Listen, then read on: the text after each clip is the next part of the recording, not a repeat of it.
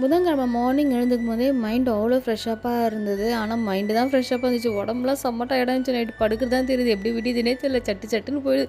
1 week ஜாலியாக தூங்கிட்டே இருந்தோமா, ரொம்ப கஷ்டமாக இருக்குது. இருந்தாலும் என்ன பண்ணுறது, எழுந்து தானே ஆகணும் நம்ம. அதனால் எழுந்திரிச்சு சாதம் ஃபஸ்ட்டு வடிச்சிட்டேன்.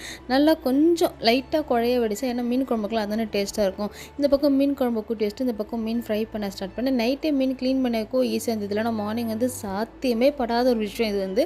நைட்டே எல்லா மசாலாலாம் தடவி வச்சனால மார்னிங் ஜஸ்ட்டு ஃப்ரை மட்டும் பண்ணோம். இது வந்து மத்தி மீன் குழம்பு. இன்றைக்கி ஒரு நாளைக்கு வர அளவுக்கு திட்டமாக தான் வச்சேன். ஆனால் அடுத்த 3 நாள் நம்ம சாப்பிட மாட்டோம் இல்லையா?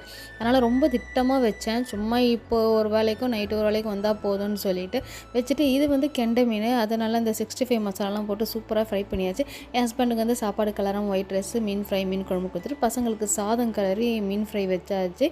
அவங்க சாப்பிட்டு வந்துடுவாங்க. இதுக்கு மேலே நைட்டுக்கு மீன் குழம்பு இருக்குல்ல, ஏதாச்சும் சமாளிச்சுக்கலாம். இன்றைக்கான வீடியோ தான் எனக்கு என்ன பார்ப்போம். பாய்.